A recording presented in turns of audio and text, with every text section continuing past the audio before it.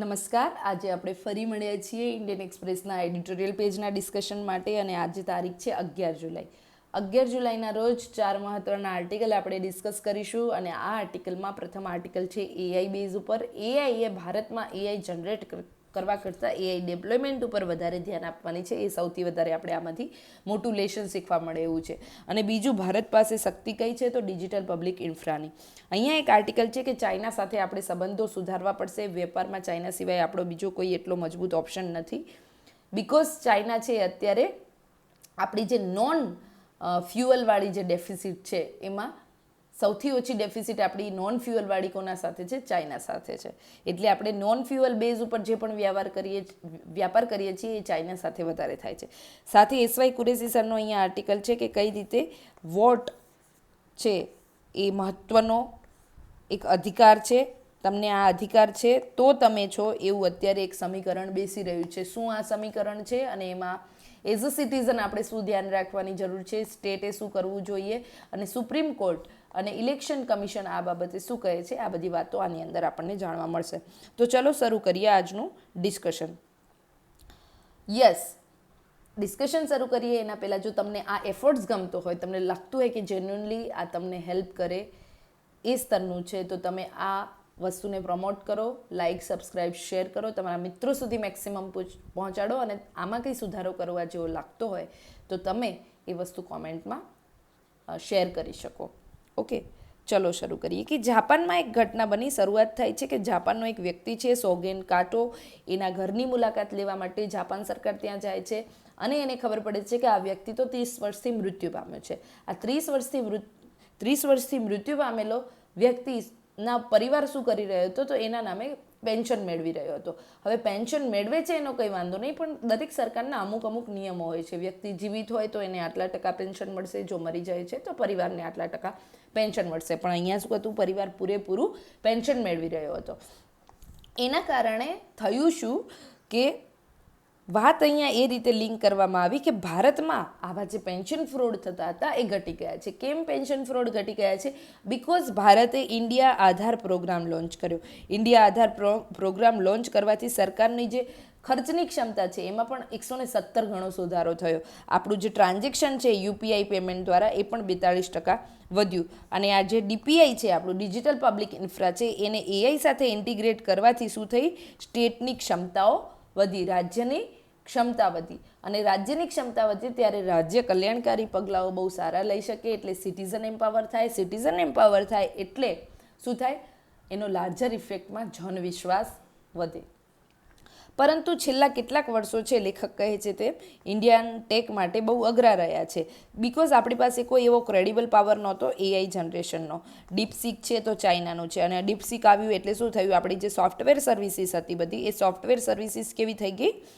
એ થઈ ગઈ બધી કોડિંગ ઓનલાઈન. બરાબર, ઓનલાઈન કરતાં ઓટોમેટેડ મોડમાં જતી રહી. તમારે કોઈ કોડ જનરેટ કરવો છે તો એ હવે મશીન કરી આપે છે. તો એના કારણે એમ્પ્લોયમેન્ટ ઘટ્યું. પરંતુ આ આપણી એક સંસ્થા છે ઇકોનોમિક રિસર્ચની, national council of applied economic research, એ એવું કહે છે કે 3 આશાઓ હજી છે ભારત માટે. 3 એવા કારણો છે કે જે ડિજિટલ રેવોલ્યુશન જે એઆઈથી થઈ રહ્યું છે એ ભારતના પક્ષમાં છે. જોઈએ તો લેખક એવું કહે છે કે ભારત છે ને એ નેચરલ ડેટા લેબોરેટરી છે, દુનિયાની સૌથી મોટી નેચરલ ડેટા લેબોરેટરી છે. 1947 પછી ભારતને જો ખરેખર બીજો કોઈ મોટો ક્રાંતિકારી ફાયદો થવાનો હોય તો એ આ છે, ડીપીઆઈ અને એઆઈનું ઇન્ટિગ્રેશન. હવે એઆઈનું ડેપ્લોયમેન્ટ છે ને એ ભારતની તાકાત છે. એઆઈ જનરેટ કરવામાં કદાચ આપણે જે પણ કરી રહ્યા છીએ એનાથી વધારે ફાયદો એઆઈ ડેપ્લોયમેન્ટ કરવામાં છે. એના 3 કારણો છે, આપણે ડિટેલમાં જોઈએ. પહેલું કારણ છે એવું છે કે છેલ્લા 10 વર્ષમાં ભારત છે એ ડેટા પુઅરથી ડેટા રીચ થયું. અને આ કેમ થયું? તો 2016માં આપણે 3 ક્રાંતિઓ કરી. એક તો જીઓએ ક્રાંતિ કરી, બીજું આપણે યુપીઆઈ લઈ આવ્યા અને સરકાર 2017માં જીએસટી ઇમ્પ્લિમેન્ટ કર્યું. હવે ઇન્ડિયાની ઇકોનોમિક પોલિસી છે ને એ મોટા ભાગે પિરિયોડિક સર્વે ઉપર પહેલાં આધારિત હતી અને આ પિરિયોડિક સર્વે કેવા હતા? અનઇવન અને ઇનકમ્પ્લીટ હતા. બરાબર, પરંતુ હવે આ ડીપીઆઈના કારણે ડિજિટલ એક્ઝોસ્ટ આપણે પ્રાપ્ત કર્યું છે અને આ ડિજિટલ એક્ઝોસ્ટ પ્રાપ્ત કર્યા પછી આપણે શું કરી રહ્યા છીએ? લાર્જેસ્ટ નેચરલ ડેટા લેબોરેટરી બની ગયા છીએ અને એના કારણે ફિનાન્શિયલ ઇન્ક્લુઝન વધ્યું છે. વેલફેરનું કામ છે એ વધારે ટાર્ગેટિંગ થયું છે. એન્ટરપ્રાઇઝ છે એ બધા સંગઠિત ક્ષેત્રમાં આવવા લાગ્યા છે.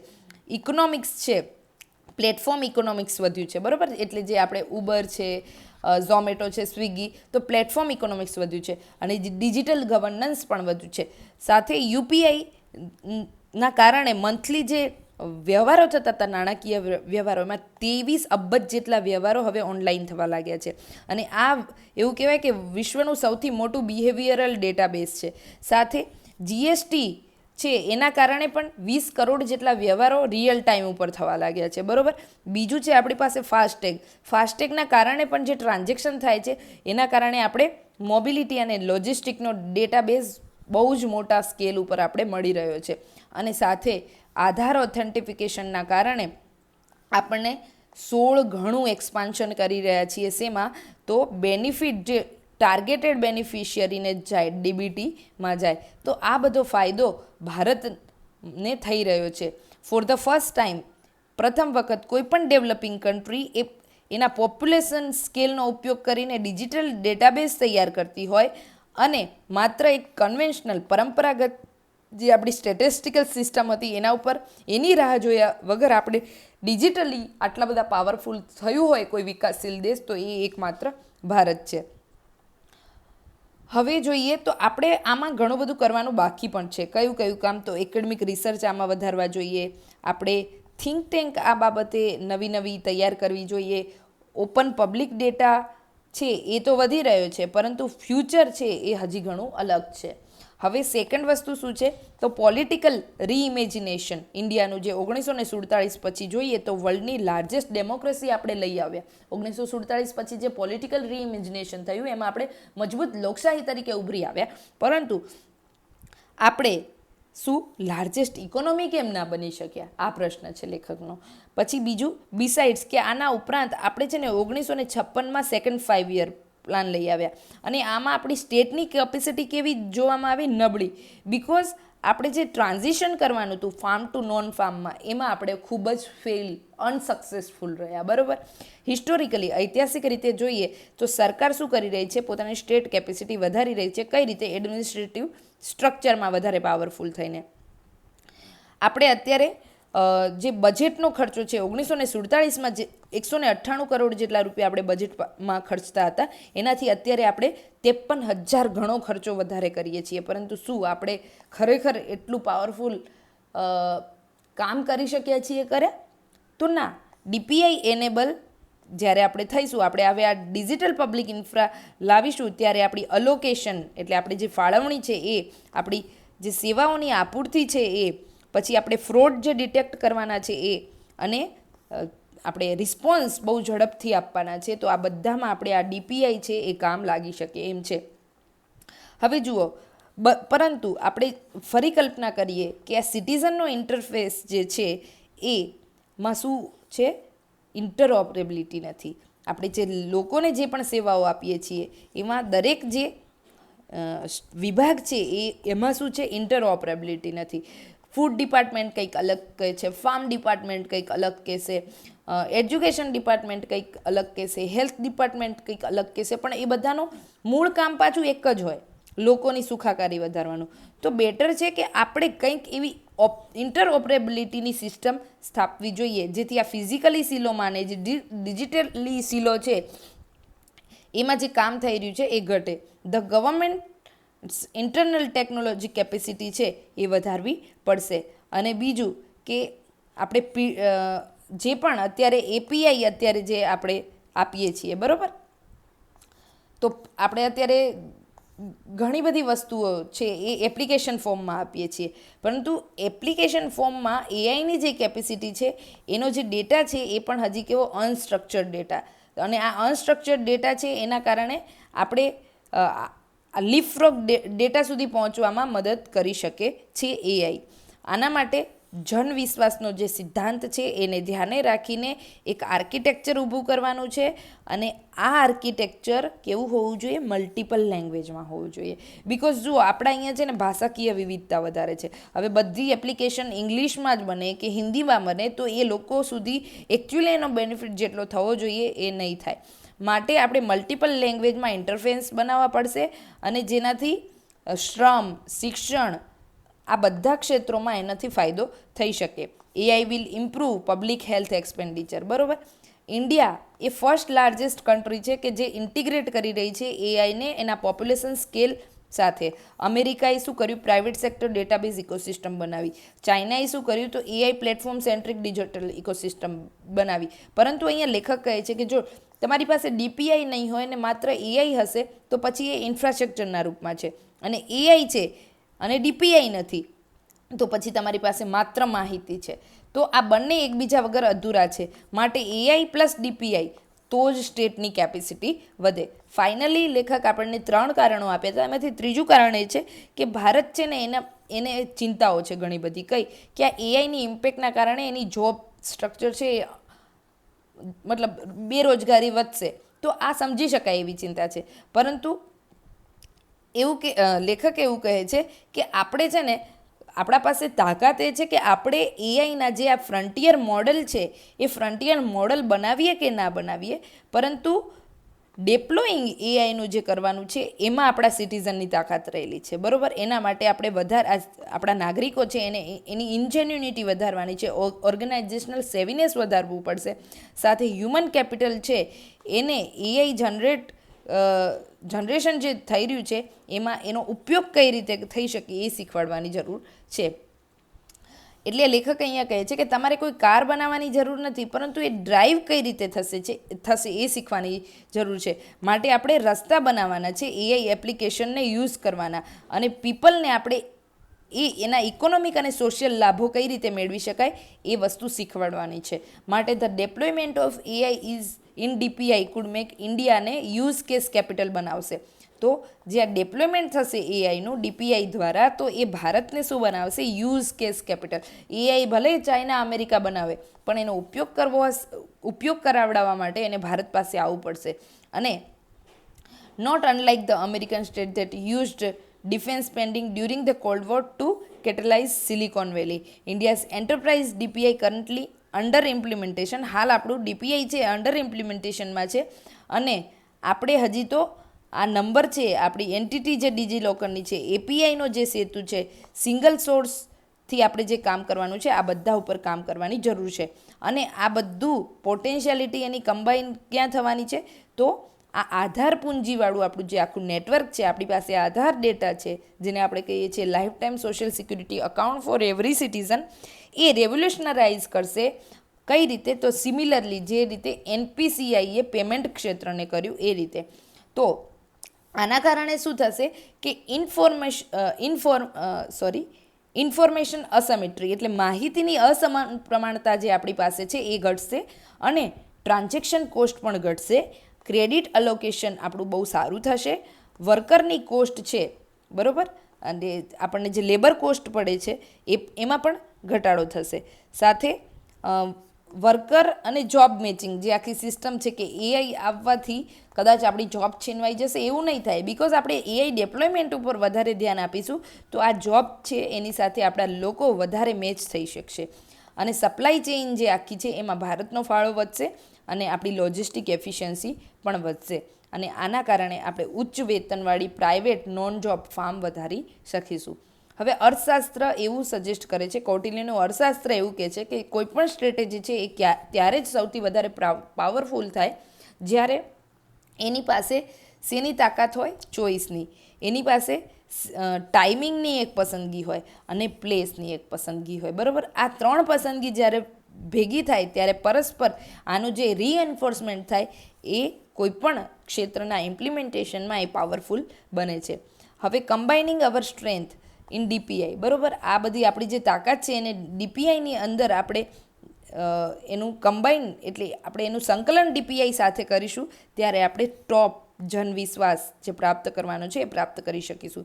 એનસીએ જે આપણી આ ઇકોનોમિક રિસર્ચની સંસ્થા છે એનો એક અભ્યાસ દર્શાવે છે કે અત્યારે 66% ઇન્ડિયન્સ છે એ કનેક્ટેડ છે ઇન્ટરનેટ સાથે, અને 11% છે એ ઓનલાઈન ગવર્મેન્ટ પ્રાપ્ત કરી રહ્યા છીએ. તો જુઓ, ઇન્ટરનેટ સાથે આપણે કેટલા બધા 66% લોકો પાસે ઇન્ટરનેટ છે, પરંતુ 11% જ હજી આપણે ડિલિવરી છે ઓનલાઈન સર્વિસ જે સરકારની છે એ 11% જ પ્રાપ્ત કરી રહ્યા છીએ. તો આપણે આ વસ્તુ છે, આ ગેપ છે એ કવર કરવાની છે.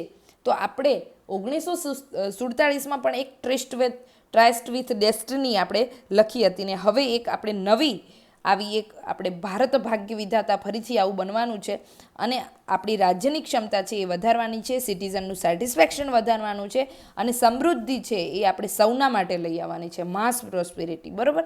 તો આ વસ્તુ છે એ આપણે અત્યારે તો કેવું છે, આપણે પોતાને અપોઇન્ટમેન્ટમાં રૂપમાં કહીએ છીએ, પરંતુ આ અપોઇન્ટમેન્ટ આપણે નિભાવવાની છે. આ જે આપણી નિયુક્તિ છે એને આપણી ફરજ અદા કરવાની છે. તો આ હતો આર્ટિકલ એઆઈ રિલેટેડ. હવે અહીંયા જે આર્ટિકલ છે એ આર્ટિકલમાં એવું છે કે 2019માં ભારતે નક્કી કર્યું કે આપણે આરસીઈપીમાં નથી જોડાવું. બરાબર. ટ્રેડ એગ્રીમેન્ટ જે છે એ 15 એશિયા સ્પેસિફિક દેશો વચ્ચે થતો હતો, એમાં આપણે જોડાવું નથી. પરંતુ કેટલાક મહિના પછી એપ્રિલ 2020માં ભારતે શું કર્યું, એના એફડીઆઈ પોલિસી છે એ સુધારી પ્રેસ નોટ 3 જાહેર કરીને. અને આમાં એને એવી મંજૂરી જે મેન્ડેટરી પહેલાં લેવી પડતી હતી ઇન્વેસ્ટમેન્ટ માટે, કે જે રાષ્ટ્રો ભારત સાથે શું કરે છે કે એક મિનિટ શબ્દ લેન્ડ બોર્ડર, જમીન સરહદ જે શેર કરે છે. બરાબર.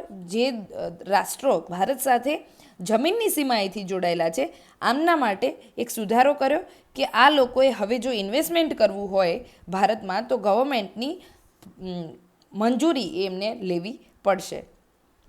બોથ ડિસિઝન, આ બંને નિર્ણયો છે એ કેવા છે, ચાઇનાનો જે વધતો પ્રભાવ હતો એ ભારત માટે ચિંતાજનક હતો, એના માટે લેવામાં આવ્યા. પરંતુ આ જે અસ્પષ્ટતાઓ છે એ છેલ્લા કેટલાક સમયથી ઘટી રહી છે આપણી બેઇજિંગ સાથે. આ બંને કન્ટ્રીઝ છે એ હવે એકબીજા સાથે વધારે નજીકથી જોડાવાની જરૂરિયાત છે. આપણે ચાઇના પાસેથી જે આયાત કરી રહ્યા છીએ એ 131 બિલિયન સુધી પહોંચી ગયું છે, ડોલર બિલિયન સુધી. બરાબર. 2025-26માં. અને રફલી જોવા જાઓ તો India's non oil good trade deficit છે, ભારતની જે ટ્રેડ ડેફિસિટ છે એમાં ઓઇલ સિવાયની જે છે એ કોની પાસે છે, આપણી સૌથી વધારે ચાઇના સાથે છે. હાઉએવર, છતાં પણ જે એફડીઆઈના રિફોર્મ, એફડીઆઈ ફ્રોમ ચાઇના જે આપણને આવે છે એ તો ખૂબ જ ઓછી છે. આપણી જો ટ્રેડ સૌથી વધારે ચાઇના પાસે થાય છે, પણ ચાઇના આપણા દેશમાં કંઈ રોકાણ નથી કરતું અત્યારે પણ. એવું કહેવાય કે અત્યારે ચાઇનાની જે એફડીઆઈ ઇન્ડિયામાં છે એ કેટલી છે, માત્ર $2.5 બિલિયન જેટલી જ છે. માટે ગવર્મેન્ટે હવે જે નવા જોઈન્ટ વેન્ચર અત્યારે જે ડિક્સન ટેકનોલોજી અને વિવો મોબાઈલ કંપની વચ્ચે કર્યા છે એ સાચી દિશામાં લેવાયેલું પગલું છે. બિકોઝ આનાથી શું થશે, આપણી સ્માર્ટફોન ઇકોનોમીમાં આપણું રાષ્ટ્ર છે એની ફૂટપ્રિન્ટ વધશે. સાથે એક વસ્તુ છે કે હમણાંના વર્તમાન વર્ષોમાં શું થયું છે, તો દેર હેઝ બીન કોન્સન્ટ્રેટેડ અટેમ્પ્ટ થયા છે ઘણા બધા રાષ્ટ્રો દ્વારા કે ચાઇના સિવાય આપણે એક સોર્સ શોધવો પડશે. અને ઇન્ડિયાએ પણ આ પ્રકારની ચાઇના +1 માટે પોતાની ભૂમિકા તૈયાર કરી હતી. બરાબર. પરંતુ આમાં શું થયું, વિયેતનામ જેવા દેશો આપણા કરતાં વધારે લાભ મેળવી રહ્યા છે. ઇકોનોમિક સર્વે 23-24નો હતો, એને પણ 2 ચોઈસ મૂકી હતી કે કાં તો ભારતે ટ્રેડ ડાયવર્ઝન કરવું, કઈ રીતે, તો ઇન્ટિગ્રેટ થવું ડીપલી શેની સાથે, સપ્લાય ચેઇન જે છે એનામાં, અને એફડીઆઈ અને વધારે આપણે એફડીઆઈ લઈ આપવું. હવે જે સર્વે છે એને શું કર્યું, આ લેટર ઓપ્શન જે બીજો ઓપ્શન હતો કે આપણે વધારે એફડીઆઈ લઈ આવવા ઉપર ધ્યાન આપ્યું. તો આ દ્રષ્ટિએ જ્યારે આપણે વિચારીએ તો માર્ચ જે આ વર્ષનો જે માર્ચ મહિનો હતો એમાં યુનિયન કેબિનેટે શું કર્યું, ચેન્જીસ કર્યા છે આપણી એફડીઆઈ પોલિસીમાં, ઇન્વેસ્ટમેન્ટ લઈ આવવા માટે અન્ય કન્ટ્રીમાંથી. તો ઇન્ડિયા હવે ફેસિલેટ કરશે એફડીઆઈ ઇન્ફ્લો વધારે જેટલો ભારતમાં આવે એના માટેના આપણે સુધારા કરી રહ્યા છીએ. અને એમાં જે આ ડિક્સન ટેકનોલોજી અને વિવો મોબાઈલ વચ્ચે જે પણ કરારો થયા એ ખૂબ સારી વસ્તુ છે. આની અંદર આપણે શું કર્યું છે, મોટા ભાગે જે 85% ગુડ્સ છે ને એની ઉપર કસ્ટમ ડ્યુટી માફ કરી દીધી. ડિસ્પ્લે એસેમ્બલીની જે કેપેસિટી છે ભારતની એની એ વધશે. અને ચાઇનાનો જે પાવર છે ઇક્વિપમેન્ટ મેન્યુફેક્ચરિંગ કંપનીમાં એ ભારતને આવા બધા જે એમઓયુ આપણા થશે એ સરકાર સાથે, એનાથી આપણા ક્રિટિકલ પાવર પ્રોજેક્ટ છે એને વધારે ફાયદો થશે. તો ચીન જે છે ને એ શું છે, ગ્લોબલ મેન્યુફેક્ચરિંગ સપ્લાય ચેઇનમાં એ સખત ઊંડાણથી જોડાયેલું છે. બરાબર. એને અલગ કરી શકાય એમ નથી. The reality can not be wished away. એવું નહીં થાય કે આપણે ચાઇનાથી અલગ થઈ જશું અને આખું વિશ્વ ચાઇના ઉપર નિર્ભર નહીં રહે. આવો સમય આવવાનો નથી. China is also a large source of FDI. સાથે ચાઇના છે ને એફડીઆઈનો બહુ મોટો સ્ત્રોત છે, બરોબર. As per world investment report છે અંકટાડનો, એ એવું કહે છે કે જેટલું આપણે વધારે ટાર્ગેટ કરીશું with the greater emphasis on greenfield project, manufacturing, energy અને ઇન્ફ્રાસ્ટ્રક્ચર અને ક્રિટિકલ રો મટીરિયલ, એટલું જ આપણી ડેવલપિંગ ઇકોનોમીઝ છે, આપણું સાઉથ ઇન્વેસ્ટમેન્ટ કોરિડોર્સ છે, એને વધારે ફાયદો થશે. ઇન્ડિયા છે ને આના માટે શું કરશે? હવે એક લેજિટિમેટ સ્ટ્રેટેજિક અને સિક્યુરિટી કન્સર્ન એને હોઈ શકે. There are economic imperatives. પણ આ હવે ચાઇના સાથે આપણે જોડાવું એ આપણી ઇકોનોમિક અનિવાર્યતા બની ગઈ છે, બરોબર. A balance must be struck. પરંતુ આપણે સંતુલન જાળવવાની જરૂર છે. The domestic manufacturing ecosystem must be deepened. એટલે આપણી ડોમેસ્ટિક જે મેન્યુફેક્ચરિંગની જે આખી ઇકોસિસ્ટમ છે એ વધારે વ્યાપક થવી જોઈએ. આપણે એના માટે વેલ્યુ એડિશનના પ્રયત્નો વધારવાની જરૂર છે અને આપણે ક્લોઝર ઇન્ટિગ્રેશન કરવાની જરૂર છે ગ્લોબલ સપ્લાય ચેઇનમાં. પરંતુ આ જે પ્રયત્ન છે, આપણો અભિગમ છે, એ કેરફુલ અને કેલિબ્રેટેડ હોવો જોઈએ. તો આ હતો આખો આર્ટિકલ. એટલે અલ્ટિમેટલી આપણી એફડીઆઈ પોલિસીમાં જે અત્યારે સુધારો થયો છે અને એમાં આપણે જે ચાઇના સાથે વધારે ઇન્ટિગ્રેટ કરી રહ્યા છીએ, ઉદાહરણ એનું છે ડિક્શન ટેકનોલોજી અને વિવો વચ્ચે જે કરારો થયા. તો આ વસ્તુથી ભારતમાં શું થશે? સ્માર્ટફોનની જે ટેકનોલોજી છે એ વધશે અને ભારત આવા અલગ અલગ બીજા જે એમઓયુ કરશે, ચાઇનાની સપ્લાય ચેઇનમાં જેટલું વધારે નજીકથી જોડાશે એટલી આપણે વિશ્વ સ્તરે કેવો ક્રિટિકલ પાવર હાઉસ બનીશું આ બધી ટેકનોલોજીનું. તો એ દ્રષ્ટિએથી કે ભારત છે એ ચાઇના સાથે જે સરળતા રીતે જોડાઈ રહ્યું છે એ રાઇટ મૂવ છે અને રાઇટ ટાઈમ પર છે. હવે આગળ એક આર્ટિકલ છે. એ આર્ટિકલ એવું કહે છે કે જો you what there for you are. તમે વોટ આપો છો આથી તમે છો. તો એસવાય કુરેશી સર જે આખી અહીંયા ચિંતા રજૂ કરે છે એ છે કે ધ ટેલિગ્રાફ, બરાબર, હમણાં એક રિસન્ટ એક્સપિરિયન્સ થયો એમને એટલે એમના કોઈ હશે એમને આર રાજગોપાલ, બરાબર. એ ફોર્મર એડિટર છે ક્યાંના? ધ ટેલિગ્રાફના. આ રાજગોપાલનો જે તાજેતરનો અનુભવ છે ને એ ભારતીય નાગરિક માટે કેવો છે? ચિંતાનો વિષય છે. આર રાજગોપાલે પોતાની સાથે થયેલો એક્સપિરિયન્સ એ જાહેરમાં જણાવ્યો અને કહ્યું કે પોલીસ વેરિફિકેશન એમનું થયું ને એના પછી એમનું પાસપોર્ટનું જે રિન્યુઅલ પાસપોર્ટ કરાવવાનો હતો એ શું થયો? અટકી ગયો. કેમ? તો એસઆઈઆર દરમિયાન મતદાર યાદીમાંથી એમનું નામ નીકળી ગયું હતું, બરાબર. કેટલાક પ્રયત્નો કરવા પછી એમને કદાચ પાછો રિન્યૂ થઈ ગયો એમનો પાસપોર્ટ, બરાબર, સબસિક્વન્ટલી. પરંતુ હકીકત એ છે કે જો એક પ્રતિષ્ઠિત પત્રકાર સાથે આવું થતું હોય, જે દાયકાઓથી મતદાન કરતા આવ્યા છે, અચાનક એ જાણીને ચોંકી ગયા કે મતદાર યાદીમાં તેમનું નામ જ નથી અને એટલે ભારતના નાગરિક તરીકે એમનું અસ્તિત્વ નથી, એટલે એમને આવી બધી સેવાઓ છે એ ન મળી શકે. ઇવેન્ચ્યુઅલી આ તો સારા એક વ્યક્તિ હતા, એમના બધા કોન્ટેક્ટ સાથે હશે એટલા માટે આ વસ્તુ ઇઝીલી પતી ગઈ. પણ જુઓ, કદાચ આવું કોઈ સામાન્ય નાગરિક સાથે થાય તો એની શું અસર આવે એ વસ્તુથી એસવાય કુરેશી અહીંયા આર્ટિકલની શરૂઆત કરે છે. વેન રિપોર્ટ્સ, બરાબર, કે આવી રીતે કે વધારે સામે આવી રહ્યા છે અને એમાં પણ જ્યારે મતદાર યાદીમાંથી મોટા પાયે જે રીતે નામ કાઢવામાં આવ્યા ત્યારે ઘણા બધા નાગરિકો જે પ્રતિક્રિયા આપી રહ્યા હતા એ બહુ આશ્ચર્યજનક પ્રતિક્રિયા હતી. જુઓ, સિટીઝનની જે આશ્ચર્યજનક અને ઇનડિફરન્ટ એટલે ઉદાસીન જે પ્રતિક્રિયા હતી એમાં શું એ લોકો શું કહેતા હતા નાગરિકો કે હું તો ક્યારે મતદાન કરતો જ નથી, મેં ક્યારે મતદાન કર્યું જ નથી અને what difference does it make if my name is deleted. તો મારું નામ આમાંથી નીકળી જશે તો મને શું ફરક પડશે. સામે આપણે જોવા જઈએ તો ઇલેક્શન કમિશન શું કરી રહ્યું છે? સતત આ પ્રકારની જે ઉદાસીનતા છે લોકોની એની સામે આવા સ્વીપ જેવા પ્રોગ્રામ ચલાવીને આ વોટર એપથી દૂર કરવાનો પ્રયત્ન કરી રહ્યું છે. અને લેખક કહે છે કે આઈ રેકોગ્નાઇઝ ધ સેન્ટિમેન્ટ ઇમિડિયેટલી. અને મને જે આ ભાવનાત્મક જે સેન્ટિમેન્ટ ઉભર્યા એને હું પારખી ગયો. Because it reflected the wide spread belief that deletion from the electoral roll meant nothing more than losing an opportunity that many had never exercised. એટલે આ તો એવું થયું કે એસઆઈઆર થતી હતી ત્યારે લોકોને એવી જ ખબર હતી કે આમાંથી નામ નીકળી જશે તો માત્ર એનો અસર એટલી જ થશે કે તમને વોટ નહીં આપવા મળે. અને આ તો કેવું છે કે લોકોને ક્યારે એવી વસ્તુ રિયલાઇઝ જ ના થઈ, બિકોઝ એ લોકો આને આટલા પૂરતી જ સમજી રહ્યા હતા. તો આ વસ્તુ લેખક એમ કહે છે કે આ જે ભાવના હતી એ મને આ ઇન્સિડન્ટથી સમજાઈ ગઈ. હવે રાજગોપાલનો જે આ કિસ્સો થયો એ શું કરે છે કે એ બાબત ખુલ્લી પાડે છે કે આ જે ધારણા છે લોકોની એ કેટલી ખોટી છે, અને આ જે ઇલ્યુઝન છે લોકોને એસઆઈઆરને લઈને એ કેટલું ખોટું છે. જોકે ચૂંટણી પંચે સુપ્રીમ કોર્ટને સતત એવું કીધું છે કે આ એસઆઈઆર છે એ માત્ર મતદાર યાદીની ખરાઈ કરવા માટેની પ્રોસેસ છે.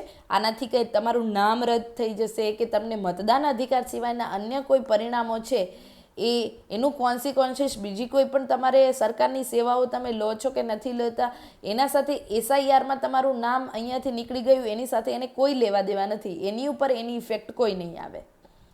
સુપ્રીમ કોર્ટે પણ આ વસ્તુ ફરી ઇલેક્શન કમિશને એમને આવું કહ્યું, એટલે કહ્યું કે મતદાર યાદીમાંથી નામ રદ થવું એનો મતલબ એવું નથી કે તમારી સિટીઝનશીપને કોઈ અસર થઈ રહી છે, બરાબર. પરંતુ જે ગ્રાઉન્ડ રિયાલિટી છે એ તો કંઈક અલગ જ છે. અને જે રીતે આ કોન્સ્ટિટ્યુશનલ સેપરેશન હતું એ અત્યારે ભૂસાઈ રહ્યું છે કે બંધારણ આમ કે છે એટલે એસઆઈઆરની એક્ટિવિટી સાથે બંધારણના મૂળભૂત સિદ્ધાંતોને કોઈ અસર નહીં થાય. ના, એવું નથી. આજે કોન્સ્ટિટ્યુશનલ સેપરેશન હતું આ બધી એક્ટિવિટી સાથેનું એ અત્યારે નબળું પડી રહ્યું છે એવું લેખક કહે છે. અને આમાંથી એવું કહે છે કે આપણે એક કોશનરી લેશન, આપણે એક વહેલી ચેતવણી મળી રહી છે, અને એક ચેતવણી આપણને અગાઉ બી મળી હતી. ક્યાંથી? તો આસામમાંથી. હવે જુઓ, આસામમાં શું થયું હતું કે નેશનલ રજિસ્ટર ઓફ સિટીઝન એ નાગરિકત્વ સાથે સીધો સંબંધિત વિષય હતો. ત્યાં પણ એનઆરસીમાંથી જે પણ વ્યક્તિ બાકાત રહી જાય તો એને શું થતું? નાગરિકત્વ એનું છીનવાઈ જતું. એ નાગરિકત્વ એનું શું થતું? છીનવાતું નહોતું. એ result of loss of citizenship નહોતું.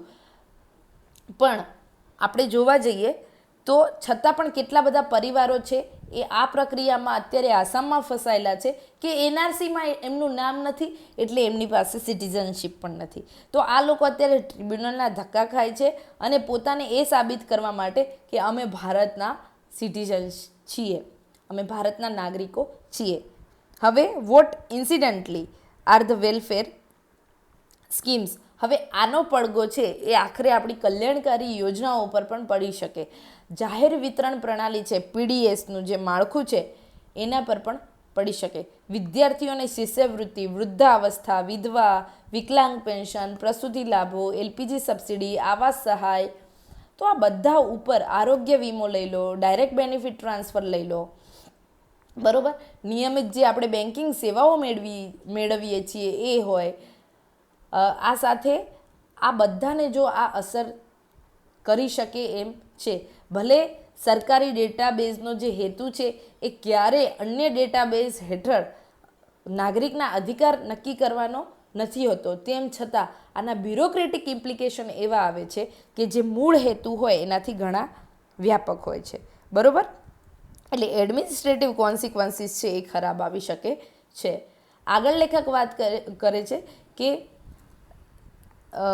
The possibility has now become harsher reality. આ બધી જે શક્યતાઓ અહીંયા જે એમને કહી કે આવા ઇમ્પ્લિકેશન કદાચ થઈ શકે, પરંતુ આ બધું અત્યારે એક વાસ્તવિકતા બની ગયું છે. હવે બિહારનું એક ઉદાહરણ આપે છે અહીંયા આગળ લેખક કે બિહારમાં શું થયું? મતદાર યાદીમાંથી નામ થવાના કારણે કેટલીક અસ્પષ્ટતાઓ ઊભી થઈ અને મુખ્યમંત્રી, ત્યાંના જે મુખ્યમંત્રી છે સમ્રાટ ચૌધરી, એને પણ શું કહ્યું? જુઓ, આ છે ને ત્યાંના પોલિટિશિયન ખુલ્લેઆમ, અને એ પણ મુખ્યમંત્રી સ્તરના, બરાબર, એ આવી રીતે કહે છે કે મતદાર યાદીમાંથી નામ થયેલ જે પણ વ્યક્તિઓ છે એમને કોઈ પણ પ્રકારની સરકારી યોજનાનો લાભ મળશે નહીં. રાશનની યોજના હોય કે અન્ય કલ્યાણકારી યોજના હોય એ બધી જ આમાં સમાવિષ્ટ થઈ જાય છે. સાથે એવું કીધું કે આ લોકોની જે બેંક પાસબુક છે, બરાબર, એ પણ સમય જતાં રદ કરવામાં આવશે. તો આ બધું ક્યાંથી કહેવાય રહ્યું છે? એક હાઈ લેવલના પોલિટિકલ પ્લેટફોર્મ પરથી, બરાબર. તો આઝાદ ભારતમાં પ્રથમ વખત કોઈ પણ આવી ઇલેક્ટરલ રોલમાં થતો સુધારો છે એ લોકોને અત્યારે શું કરી રહ્યો છે? એક્સક્લુડ કરી રહ્યો છે. ક્યાંથી? ઇવન બેન્કિંગ સર્વિસથી અને વેલફેર બેનિફિટની સેવાઓ મેળવવામાંથી. આવું જ એક ઉદાહરણ લેખક આપે છે વેસ્ટ બંગાળનું. ત્યાંના મુખ્યમંત્રી કોણ છે? સુવેન્દુ અધિકારી. તો સુવેન્દુ અધિકારીએ પણ આ જ રીતનું કે કોઈ પણ એમને કહ્યું કે કોઈ પણ મૃત વ્યક્તિ, ગેરકાયદેસર ઘૂસણખોર અથવા તો બિન ભારતીય વ્યક્તિને સરકારી યોજનાનો લાભ દેવામાં આવશે નહીં. ઓકે, ચલો. પછી ખાદ્ય અને પુરવઠા મંત્રી ત્યાંના અશોક કિરટાનિયાએ પણ આવું કહ્યું કે જેમના નામ એસઆઈઆરમાં નથી અથવા તો એસઆઈઆરમાંથી રદ કરવામાં આવે છે તેમને સરકારી યોજનાઓનો લાભ મળી શકશે નથી. અને એક વ્યક્તિએ, એક મંત્રીએ તો ત્યાં સુધી કહ્યું કે જો આ લોકોના નામ એસઆઈઆરમાં નથી તો એ દેશના નાગરિકો પણ નથી અને એ લોકો છે એ શું છે? મૃત જાહેર કરવામાં આવશે એમને. તો આ પ્રકારના સ્ટેટમેન્ટ જ્યારે મંત્રી પદેથી આપણી પાસે આવે ત્યારે આ વસ્તુ છે કેવું છે? વધારે ચિંતા પ્રેરે એવું છે. હવે ચૂંટણી પંચે તો જો કે સુપ્રીમ કોર્ટને એવી ખાતરી આપી હતી. લેખક કહે છે કે ચૂંટણી પંચે સુપ્રીમ કોર્ટને ખાતરી આપી હતી કે મતદાર યાદી એ અન્ય નાગરિક હકોથી અલગ કરતી નથી. આપણી જે કોન્સ્ટિટ્યુશનલ વોલ છે એ ઓલવેઝ કેવી રહેશે? ઇન્ટેક્ટ રહેશે. પરંતુ વાસ્તવિકતા કંઈક અલગ છે. આસામનું ઉદાહરણ આપણા બધાની સામે છે, બરાબર. કે આસામમાં શું થયું? તો ત્યાં જે મતદાર યાદીની સુધારવા માટેની જે પણ પ્રક્રિયા થઈ, તો આસામના મુખ્યમંત્રી છે હેમંત બિશ્વ શર્માએ જાહેરમાં એવું કહ્યું કે my job is to make the Miya people suffer. બરાબર, કે મારું કામ જ એ છે કે અહીંયાના જે મુસ્લિમ લોકો છે, બરાબર, એમને દુઃખી કરવાનું. અને એમને બંગાળી ભાષી જે મુસ્લિમો છે એમને કોઈ પણ રીતે તમે હેરાન કરો, પરેશાન કરો. અને સાથે સાથે એવું ઉમેર્યું કે આ લોકોને જો મુશ્કેલી પડશે ને તો જ આ લોકો આસામ છોડશે. એટલે તમે આવું કરો એવું અમે તમને ખુલ્લેઆમ કહી રહ્યા છીએ. અને પાછું આવું કહે છે એ પણ આવા મંત્રીઓ ક્યાં છે? પબ્લિક જાહેર સભાઓમાં કહે છે. એટલે આ કોઈ છુપી વાત તો છે નહીં એવું લેખક કહે છે, બરાબર. સાથે જે આ બિહારમાં થયું, પશ્ચિમ બંગાળમાં થયું અને બીજું જે આસામમાં થયું, તો આ બધું છે એ આપણને આપણી ચિંતા વધારે એવું છે. રાજકીય હેતુ માટે કેટલાક વર્તુળો હવે ખુલ્લેઆમ આ રીતે કરી રહ્યા છે, બરાબર. આ ઘટનાક્રમો છે એક પેટર્ન દર્શાવે છે અને આ પેટર્ન છે એ શું છે? તો પર્ટિક્યુલરલી જે આપણી કોન્સ્ટિટ્યુશનલ ડેમોક્રેસી છે એનામાં ચિંતાનો વધારો કરે છે. મતદાન કોણ કરી શકે તે નક્કી કરવા માટે તૈયાર કરવામાં આવેલી આ યાદી હવે ધીમે ધીમે એ નક્કી કરવા લાગી છે કે આપણે અહીંયા વાત કરી કે કોન્સ્ટિટ્યુશનલ ડેમોક્રેસી, એના પછી અહીંયા છે કે આ મતદાર યાદી છે એ હવે ધીમે ધીમે એવું નક્કી કરશે કે આ લાભ જે લોકોને મળી રહ્યા છે એ કોને લાભ આપવા અને કોને ન આપવા, બરાબર. તો આના લીધે આની અસર કલ્યાણકારી સ્ટેટની જે ભૂમિકા છે એને થશે, બેન્કિંગ સેવાઓને થશે અને ટ્રાવેલ ડોક્યુમેન્ટ જે છે લોકોની જે આવવા જવાની સ્વતંત્રતા છે એને પણ થશે. હવે આગળ લેખક કહે છે કે જુઓ, એસઆઈઆરમાં નામ ના હોવું ને એ કદાચ વ્યક્તિની ભૂલ ન પણ હોય, કદાચ તમારી કે મારી ભૂલ ન હોય, એ ક્લેરિકલ મિસ્ટેક પણ હોઈ શકે, બરાબર. કોઈ એક વ્યક્તિ બીજા સ્થળાંતર કરીને બીજી જગ્યાએ કામ કરવા ગયો હોય તો બૂથ લેવલ એની ગેરહાજરીમાં એના ઘરે મુલાકાત લેવામાં આવ્યો હોય તો કદાચ એનું નામ ના પણ હોય. બીજું કે ઘણા બધા ગરીબ લોકો એ રેકોર્ડ ડોક્યુમેન્ટ આમાં આપવાના હતા, એ ડોક્યુમેન્ટ કદાચ એમની પાસે ન પણ હોય. તો આવા બધા જે જેન્યુઅન ઇન્સિડન્ટ છે એ અત્યારે એમની સામે એમને ભારતના નાગરિક તરીકે બાકાત કરી શકે, ભારતની જે ખરેખર જેને જરૂર છે એવા લોકો સુધી યોજનાઓનો લાભ પણ એમને ન મળી શકે એવી પરિસ્થિતિ સર્જાઈ રહી છે અને ધીરે ધીરે વધારે ગંભીર બની રહી છે એવું લેખક કહે છે, બરાબર. હવે આ વસ્તુ છે ને એસઆઈઆરની એક્ટિવિટી એ માત્ર રાઇટ ટુ વોટ સાથે જ સંકળાયેલી નથી, પરંતુ એક નાગરિકનો સંબંધ છે એના રાજ્ય અને રાષ્ટ્ર સાથે એને પણ ઢીલો બનાવી રહી છે, બરોબર. એટલા માટે આ વસ્તુ છે એ વધારે ચિંતાજનક છે. આગળ લેખક કહે છે કે ધ ઇલેક્ટોરલ રોલ છે એ સર્વ્સ કરે છે શું, તો વન કોન્સ્ટિટ્યુશનલ પર્પઝ, એનો એક બંધારણીય હેતુ છે કે આર્ટિકલ 326માં આપણને જે અધિકાર આપવામાં આવ્યો છે વોટનો, એને તો અસર કરે જ છે. સાથે સાથે આપણે વાત કરી કે જે પણ કલ્યાણકારી લાભો જે રાજ્ય તરફથી લોકોને મળવા જોઈએ એનાથી લોકોને અલગ કરી રહ્યું છે. એટલે કોન્સ્ટિટ્યુશનલ જે અધિકાર છે એ અધિકારને તો અસર કરી જ રહ્યું છે, સાથે સાથે અલગ અલગ. અને જો અહીંયા વાત એકચ્યુઅલી એ છે કે એક તો તમને અધિકાર ક્યાંથી મળે છે, વોટનો અધિકાર એ કોન્સ્ટિટ્યુશનમાંથી મળે છે, અને જે વેલફેર બેનિફિટ્સ છે એ પણ રાજ્યના અલગ કાયદા અન્વયે સંચાલિત થાય છે. તો આ બંને વસ્તુ અલગ છે. બેન્કિંગ જે તમને સેવાઓ મળે છે તો એ બેન્કિંગના લો અન્વયે ગવર્ન થાય છે. પાસપોર્ટ સેવા છે તો એનું પણ લીગલ ફ્રેમવર્ક અલગ છે. તો બધાનું લીગલ ફ્રેમવર્ક અલગ અલગ છે, અને આ કાનૂની જે આ લીગલ બાઉન્ડ્રીઝ બધા વચ્ચે રાખવામાં આવી છે એનો ઉદ્દેશ એ છે કે કોઈ પણ એક વહીવટી એક્સરસાઇઝ થાય તો એની અસર બધા જ ક્ષેત્રો ઉપર ના થાય. એટલે જાહેર જીવનની જે સેવાઓ છે એ પોતાની રીતે ચાલુ રહે. પરંતુ અત્યારે શું થઈ રહ્યું છે, અત્યારે જે આ લીગલ બાઉન્ડ્રીઝ છે એ ભૂસાઈ રહી છે. એક સુધારો થયો તો એની અસર બધી જગ્યાએ થવા લાગી છે, અને આ કારણે પરિણામો વધારે ગંભીર બની રહ્યા છે. એટલે એક ડેટાબેઝમાં તમારું નામ છે એ ગુમ થયું તો એનો મતલબ કે ગ્રેજ્યુઅલી તમને બધી જ જગ્યાએથી ડિસઅપિયર થઈ જશો. અને આર રાજગોપાલનો કિસ્સો છે એ એકમાત્ર કિસ્સો એવો નથી કે જે આપણે ભૂલી જઈ શકીએ. આ તો પત્રકાર હતા પોતે, એટલા માટે આ વસ્તુ એમની માટે સોલ્વ થઈ ગઈ. માટે લેખક કહે છે કે આ હવે ગણતંત્ર માટે એક ચેતવણી છે, બરાબર, કે આ રીતની જે ઘટનાઓ થઈ રહી છે એ ગણતંત્ર માટે ગંભીર સમસ્યા તરીકે, એટલે આપણું લોકતંત્ર પ્રજાતંત્ર માટે સમસ્યા તરીકે સામે આવી શકે છે. આગળ લેખક કહે છે કે અગાઉ મેં ક્યારેય મતદાન કર્યું નથી, મતદાર યાદીમાંથી મારું નામ રદ થઈ જશે તો શું ફરક પડશે, આવા બધા સ્ટેટમેન્ટ છે એ જે પણ લોકો આપી રહ્યા છે એમને હવે ફરીથી વિચારવાની જરૂર છે. બિકોઝ જુઓ, આ ઉદાસીનતા છે ને એ ઉદાસીનતા ઉપર જ તો આખો રાજકીય દાવ રમાઈ રહ્યો છે. અને જો આપણો આ પ્રકારનો એટીટ્યૂડ રહેશે તો આપણે એસઆઈઆરમાંથી તો નીકળી જઈશું, પણ સામે એઝ અ સિટીઝનશીપ તરીકેના રાઇટ પણ આપણે ગુમાવી દઈશું. આ માટે કોઈપણ ઇલેક્ટોરલ રોલ છે are indispensable for a free and fair election. બરાબર, કે કોઈપણ જગ્યાએ આપણે સ્વતંત્ર અને નિષ્પક્ષ શું કરવાનું હોય કે ચૂંટણી પ્રક્રિયા જ્યારે અમલમાં મૂકવાની હોય ત્યારે ઇલેક્ટોરલ રોલ છે એનું કામ ખૂબ મહત્ત્વનું છે. They must never become proxies for determining citizens' entitlement to right, service or benefit beyond the electoral process.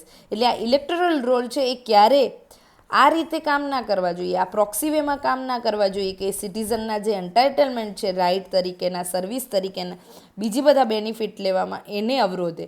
The republic has always recognise, કોઈપણ ગણતંત્ર છે એને હંમેશા ઓળખવા જોઈએ vital constitutional distinction between right to vote and broader right of citizenship.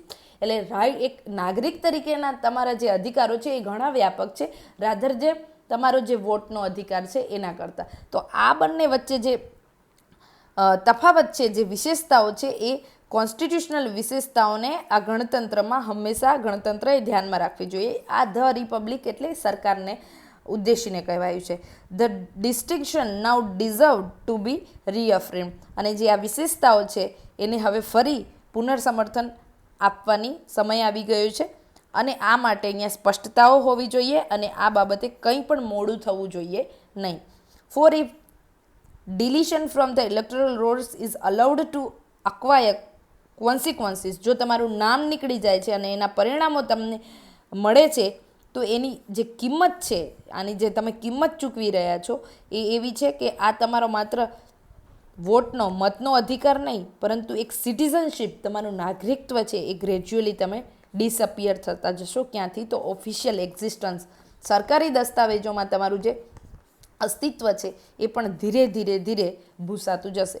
તો આ article હતો કે કઈ રીતે એસઆઈઆરની જે આખી આ એક્ટિવિટી એક્સરસાઇઝ જે કરવામાં આવી એના કારણે એના રિપરકશન ક્યાં સુધી થઈ શકે. જુઓ, આવા બધા આર્ગ્યુમેન્ટ્સ છે ને એ આપણે ઇન્ટરવ્યૂ લેવલે જ્યારે આપણને કંઈ આવો ક્વેશ્ચન પૂછવામાં આવે છે તો આપણે છે ને આ વખતે આવા ઉદાહરણો આપી શકીએ કે ઘણી વખત આવા પોલિટિકલ સ્ટેટમેન્ટ આપવામાં આવતા હોય તો એ ખોટા છે, એવું ન કરવું જોઈએ. સાથે કે મેં એક જગ્યાએ વાંચ્યું હતું કે જ્યાં એક પત્રકાર છે, એ પત્રકાર પોતાનો પાસપોર્ટ લેવા જાય છે તો એ પાસપોર્ટ લેવાની એમને ના પાડી દેવામાં આવે છે. કેમ? તો એમનું નામ છે એ એસઆઈઆરની મતદાર યાદીમાં નહોતું, એટલે અત્યારે એમને આ સેવા નહીં મળી શકે. તો જ્યારે આપણે એડમિનિસ્ટ્રેટિવ એફિશિયન્સી વધારવા માટે આપણે એસઆઈઆર જેવી કોઈ એક્સરસાઇઝ કરતા હોઈએ તો એનો રિપરકશન છે એ અન્ય સેવાઓ જે નાગરિક લઈ રહ્યો છે એઝ અ નાગરિક તરીકે એના ઉપર ન થવો જોઈએ. તો આ એક કોન્ક્રીટ આર્ગ્યુમેન્ટ છે એ આપણે આમાંથી મેળવીએ છીએ, બરાબર. અહીંયા જે આર્ટિકલ છે એ અગેન એ જ છે કે 11 વર્ષનું એક બાળક છે, ક્યાં તો એ વેસ્ટ બેંગાલમાં, એ 11 વર્ષના બાળકને મારી નાખવામાં આવ્યું, બરાબર. અને આ મારી નાખવામાં આવ્યું અને એમાં એની સજા લોકોએ એક નિર્દોષ વ્યક્તિને લિન્ચિંગ કરીને આપી દીધી. અને આ પ્રકારના એન્કાઉન્ટર છે એ અત્યારે દિવસે દિવસે વધી રહ્યા છે. અને પાછું આ કોમ્યુનલ કનેક્શનને પોલિટિકલ કોન્સ્પિરન્સી સાથે અત્યારે જોડવામાં આવી રહ્યું છે. અને જે પણ લોકો આની વિરુદ્ધ અવાજ ઉઠાવે એને શું કરવામાં આવે? એન્ટી સોશિયલ કહી દેવામાં આવે છે, બરાબર. તો આ પ્રકારનું જે એક્સ્ટ્રા જ્યુડિશિયલ એક્શનને અત્યારે રાજ્ય પ્રોત્સાહિત કરી રહ્યું છે, સ્ટેટ વિજિલન્ટિઝમ વધી રહ્યું છે, તો એ આપણા લોકતંત્ર માટે ચિંતાનો વિષય છે. એટલે બીજેપીએ જે બંગાળમાં અત્યારે સત્તાકીય પક્ષમાં છે અને એને કહ્યું હતું કે અમે આ શું લખ્યું છે? પરિવર્તન, એટલે પરિવર્તનને બંગાળી ભાષામાં પરિવર્તન આ રીતે બોલાય. તો આ પરિવર્તન જે લાવવાની વાત હતી એ શું સાચી દિશામાં આવી રહ્યું છે કે પછી ઇન્સ્ટિટ્યુશનલ કેપેસિટી ઉલટાની તમે વધારે ઘટાડી રહ્યા છો અને એક ક્રાઇમની ઇકોનોમી જાણે સર્જન થઈ રહ્યું છે એવું તો નથી થતું ને? એ આ આર્ટિકલ અહીંયા એ બાબતે ચિંતા પ્રેરે છે. અને કહે છે કે આપણે કોઈ પણ લોકતંત્રને જો આગળ વધારે વ્યવસ્થિત રીતે આગળ વધવું હોય અને સફળતાના દૃષ્ટિકોણથી એને વધારે ઊંચાઈએ લઈ જવું હોય તો આપણે કોઈ પણ સંસ્થાઓ છે એની રિસ્પેક્ટ કરવી જોઈએ, ફંડામેન્ટલ રાઇટ્સને મજબૂતી સાથે લાગુ કરવા જોઈએ, એમને સુરક્ષા કરવી જોઈએ અને ડ્યુ પ્રોસેસ જે છે એક લોની એના મુજબ જ આગળ વધવું જોઈએ. અને આના માટે પહેલું પગલું તો એ જ છે કે લો અને ઓર્ડરની જે આખી વ્યવસ્થા છે એને જે આ પોલિટિક્સ અને આ બંને વચ્ચે એક પ્રકારનું નેક્સસ અત્યારે ફીટ બેસાડવામાં આવી રહ્યું છે અને એના કારણે ફેક એન્કાઉન્ટર કરવામાં આવ્યા છે. તો આ વસ્તુ ત્યારે જ દૂર થશે જ્યારે લો એન્ડ ઓર્ડર અને પાર્ટીસન પોલિટિક્સ છે એ બંને વચ્ચેનું વિભાજન છે એ વધારે મજબૂત બનશે. એટલે આ બંને વચ્ચે જોડાણ ના હોવું જોઈએ. પોલિટિક્સ અને લો એન્ડ ઓર્ડર બંને અલગ રીતે જ ચાલવા જોઈએ. આ બંને વચ્ચે આ બંને એકબીજાને નિયમન અને નિયંત્રિત કરી શકે પણ એ એકબીજામાં હસ્તક્ષેપ ના કરી શકે, બરાબર. કે લો એન્ડ ઓર્ડરનું કામ છે એ પોલિટિકલ પાર્ટી પોતાના હેતુ માટે ઉપયોગમાં લઈ લે એવું ન થવું જોઈએ. એ આખો આ આર્ટિકલનો કહેવાનો ઉદ્દેશ છે. તો જુઓ, આ વસ્તુ આપણને બધાને ખબર જ છે કે આવી ઘટનાઓ ગુજરાતમાં રોજ કેટલી બધી 3-3, 4-4, 5-5 વર્ષની છોકરીઓના રેપ થઈને એમને ફગાવી દેવામાં આવતા હોય. બીજી બાજુ આંધ્રપ્રદેશ, હૈદરાબાદ, વેસ્ટ બેંગાલમાં એક લર્નેડ સ્ત્રી યુવતી હોય કે જે ડૉક્ટર બની હોય અને એનો પણ રેપ કરીને દિલ્હીમાં નિર્ભયા કાંડ, રોજ આવી કેટલી ઘટનાઓ બને છે ને આપણને બધાને હવે આ બધાથી થાકી ગયા છીએ કે આ કઈ રીતે આ બધું ઘટશે, પણ આ ઘટશે એવું લાગતું નથી કારણ કે સમાજ દિવસે ને દિવસે વધારે વિકૃત થઈ રહ્યો છે, બરાબર. હવે આ ઘટના છે ને એ 11 વર્ષનું બાળક છે એને મારી નાખવામાં આવ્યું. એ મારવા પાછળ બીજા એક નિર્દોષ વ્યક્તિને મારી નાખવામાં આવ્યું. તો આ જે રિપરકશન છે આવી બધી અનએથિકલ ઘટનાઓના અને આ તાજેતરની જે આ ઘટનાઓ છે એ આપણે આપણા પરીક્ષામાં જ્યારે લખીએ તો એ વસ્તુ આપણને તમારા પેપરને વધારે શું કરે છે? ફ્રેશ બનાવે છે, બરાબર. પરીક્ષાર્થીનો દ્રષ્ટિકોણ હોય કે એક એક્ઝામિનરનો દ્રષ્ટિકોણ હોય, આ બાબતે તમે લોકોથી વધારે અલગ તરી આવો છો. તો યસ, આ હતું આપણું આજનું ડિસ્કશન. આ ડિસ્કશનમાં કદાચ તમને એવું લાગતું હોય અત્યારે કે આ આર્ટિકલનો શું સીધો કોઈ ઉપયોગ નથી, પરંતુ ટ્રસ્ટ મી, ટ્રસ્ટ મી, આ જ બધા આર્ટિકલ છે ને આ જ બધું ડિસ્કશન છે એ તમને એક્ઝામમાં બીજાથી અલગ બનાવે છે અને ઇન્ટરવ્યૂમાં તમે સારું સ્કોરિંગ કરી શકો છો. આશા છે કે આપ આ વસ્તુને જેન્યુઇનલી લેશો અને તમારી તૈયારીમાં આને વધારે ઇન્ટિગ્રેટ કરશો, અને જેમ એઆઈ ડેપ્લોયમેન્ટની વાત છે તો એવી રીતે આન્સર ડેપ્લોય કરવામાં પણ તમે આનો ઉપયોગ કરશો. ફરી મળીશું. હવે આપણે મંડે મળીશું. સન્ડે એટલું બધું કંઈ આર્ટિકલ હોતા નથી વ્યવસ્થિત, એટલે આપણે મંડે ફરી એડિટોરિયલ ડિસ્કશન સાથે મળીશું. ત્યાં સુધી જો તમને આ પ્રયત્ન ગમ્યો હોય તો લાઇક, શેર, સબસ્ક્રાઈબ અને તમારા મિત્રો સુધી પહોંચાડો અને આ પ્લેટફોર્મને પ્રમોટ કરો. Thank you so much.